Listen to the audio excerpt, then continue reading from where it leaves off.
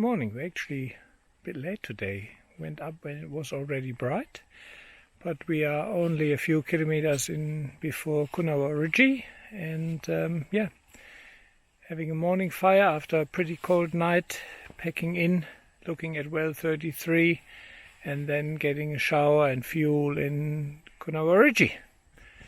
Looking forward to it. We tried to figure out what all that scat is, which we saw on many places. And initially we thought kangaroo, but we haven't seen a single kangaroo here. And we didn't really think that it could be camel, because it looks fairly small for a big camel. However, that's what it is. It is dromedary poo, and it burns quite well. I don't even bother getting that out, I think. Where? No, it's alright, I've got it. There's this hole. It's a hole in the top layer. Driving out of well 34, and there's nothing better than a bit of morning corrugation to wake you up. Not.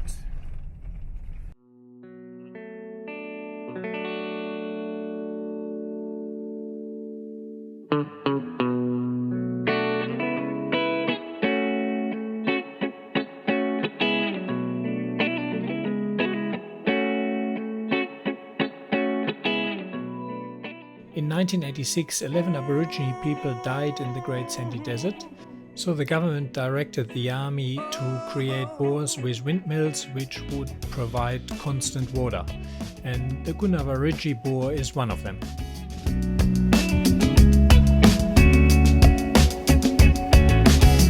They say love don't cost a thing.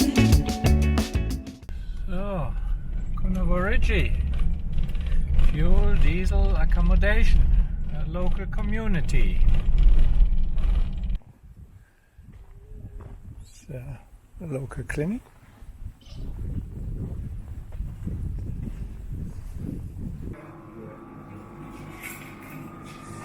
Kunawaritji store. Fuel is not cheap at Kunawaritji at $3.40 a litre. However, if you consider what effort it takes to bring the fuel there and that it supports a local community, I have no problems paying that price. The kids are so beautiful here. Beautiful community here, Kunawaritji.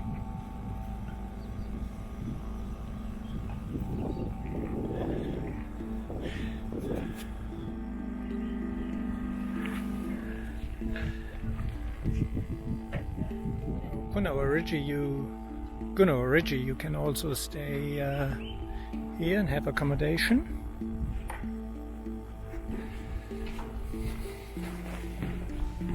Dave had a small issue on the Rangey where the dust went into the fuel tank flap actuator and it wouldn't close the flap. A little bit of WD-40 and a few taps with a hammer solved the issue.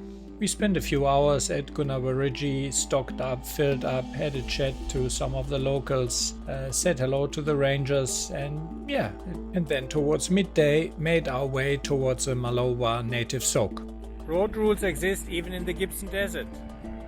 Dave, did you stop at the stop sign? I have indeed. Good. That's funny outback humor I love. It's a Malowa native well. This is a good example of a traditional soak, what the Aborigine people would have had to rely on to find water. From here then there would go a tunnel underground, sometimes 3-4 meters, until they reach water. And then they go in there, get the water out. But obviously if that's not maintained and they're not in use anymore, that all fills up. This GME antenna for my XRS 370, it has such a beating with the position it is. I don't know. If that survives my whole trip, I'm gonna be very, very surprised. These narrow tracks, and it is too far outside, it cops everything. I mean, yeah. Anyway, so far so good.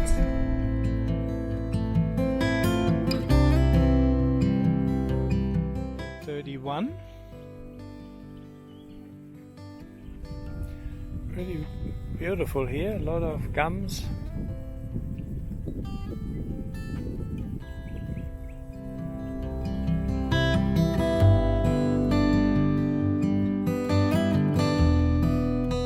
Mujingerra Cave is a sandstone cave around 4 kilometers off the Canning Stock route.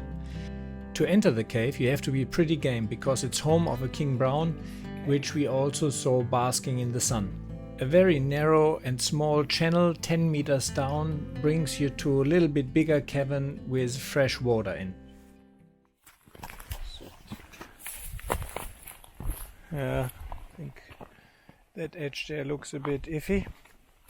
The roof partially collapsed a few years ago when people cut the wire fence which was erected to protect the cave and drove very close to the edge. Is it? Where? I heard that there's a brown snake in there. Oh yes, beautiful. The cave here, I heard that before.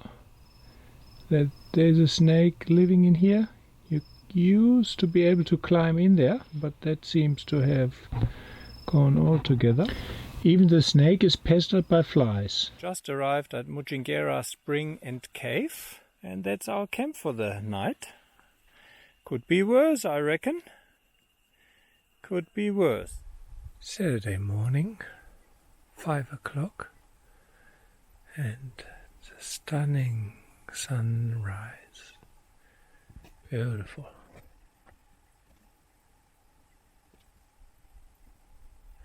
Getting ready for the day, no flies. Having a coffee. So we're doing a little bit of car maintenance after all the corrugation. Dave's rear tailgate opened by itself because after he replaced it, the latches weren't really adjusted. They worked on the road, but not under these kind of circumstances, so he repositioned them. How's that all going, Dave? Fine. Yeah? Just doing the pre-morning checks. And I'm gonna be relocating my antenna because that is antenna I already lost, but that's antenna for the Selfie Go booster, and that's my GME. But as you can see, the GME for the past I don't know, 5,000 kilometers has copped everything, and if you look at it you see it, but it's working 100%, no issues. However, I'm thinking of swapping them now around both here and give that GME a little bit of a reprieve.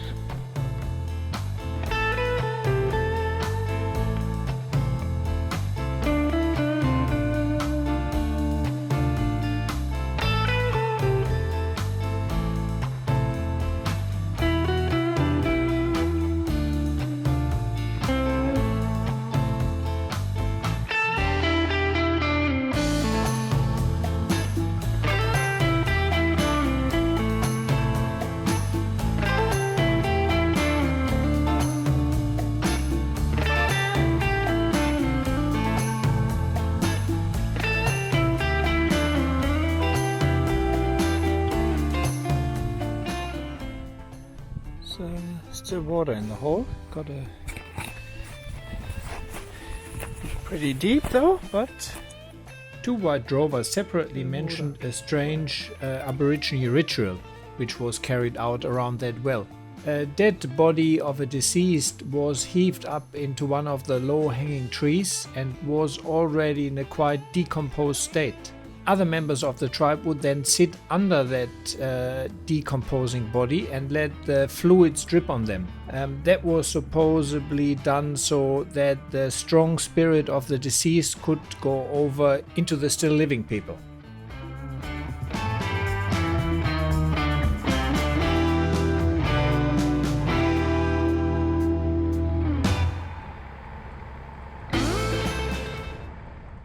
Thringe Rock.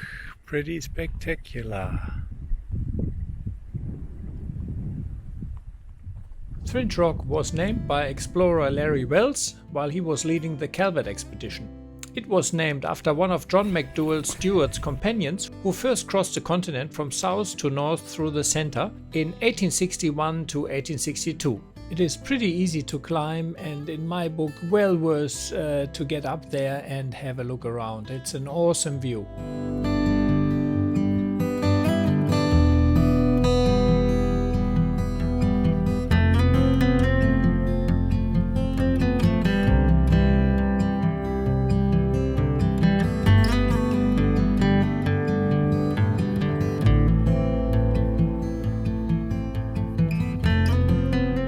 Absolutely stunning. Helena Hill, Slate Ranges in the back.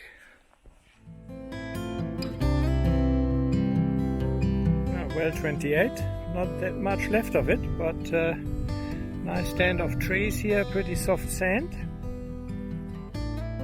The variations in the landscape are absolutely stunning, and coming out of the flat country and seeing Helen Hill in front of us was just absolutely beautiful.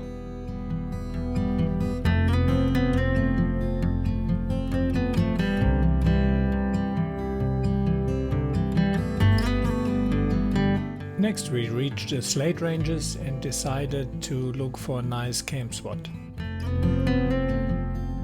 On a little exploration mission, the Slate Ranges. An old riverbed. Shit, that is stunning. Look at the red earth. It's a completely different red here. It's purple. Wow. The flies are a bit thick, as you can see.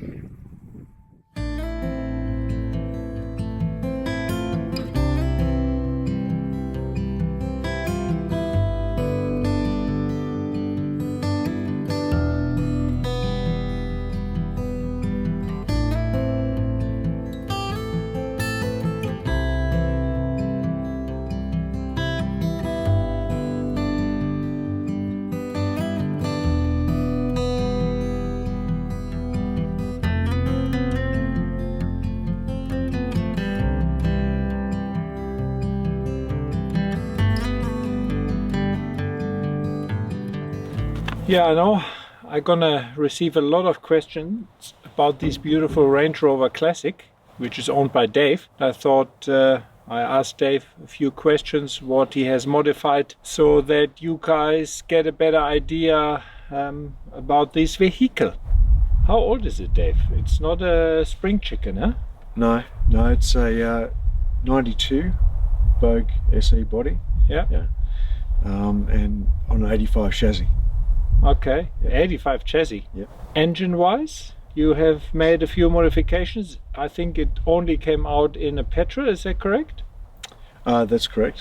Well, they might have had the VM diesel around that time, but this was a petrol, yes. Yeah. Yeah, 3.9 litre V8, but now it's the Isuzu 4WD1. Okay. With turbo. Yeah. A lot more reliable and uses a lot less fuel. But yeah, this one was already started, so I bought it as a started project. Yeah. But basically that's all that was done. The motor was in the sitting in the chassis. Nothing else was in it. No drive line, nothing. Yeah. So yeah. What have you done to the driveline? Running an R380 5-speed. Yeah. Manual. Yep. With normal transfer case, normal Land Rover transfer. Yep. LT230. With a Ashcroft ATB in the centre diff. Yeah. Other than that, normal prop shafts. Front diff housing is out of a North-East Kunawarritji, so it's got the Special Forces front diff housing. So the army housing, which is quite a bit strong, I guess. Huh? Yeah, it's at least 20 to 30 mil thick through most of it. It's massively strong. And that's running an E-locker in the front. The rear is a braced Rover diff housing with maxi drive centre and axles. Okay. Yep. Cool. And obviously 35-inch tires. Yep. Bull bar. Everything else inside is fairly... Inside is pretty standard. Yep. Just the 92 interior, including leather. Yeah. Which is all covered up at the moment with heavy duty waterproof seat covers, but custom rear bar, The ARB bar at the front's been modified as well, and it's got a 12,000 pound winch. Yeah. It's got the 2 HID spotlights in the area. Yeah. Custom long range tank. So this is the first time it's been in the desert. Yeah. First, big trip like this. I mean, we did the west coast of Tassie last year, but that's obviously completely different. The dust has gotten into a couple of things like the fuel release catch, the rear wheel carrier, which is now operating fine since we got the dust out of that. But generally speaking, it's held up remarkably well. In the next episode, I drive the probably hardest dune on the Canning, show you how I lose my GoPro, we see a few more camels, visit Lake Disappointment, pay a visit to Bangor, and end up at Desert Queen Bath. Thanks a lot for watching, guys. I hope you enjoyed it as much as we did. As always, I would greatly appreciate if you subscribe to my YouTube channel, like the video, and leave me a comment in the comment section. My YouTube channel is completely self-funded and it takes considerable effort, time and money to create these videos. If you'd like to support me in this, please consider becoming one of my patrons on Patreon, where you can donate a small monthly contribution which will help me to cover some of the cost. For these you will receive early access to all of my videos.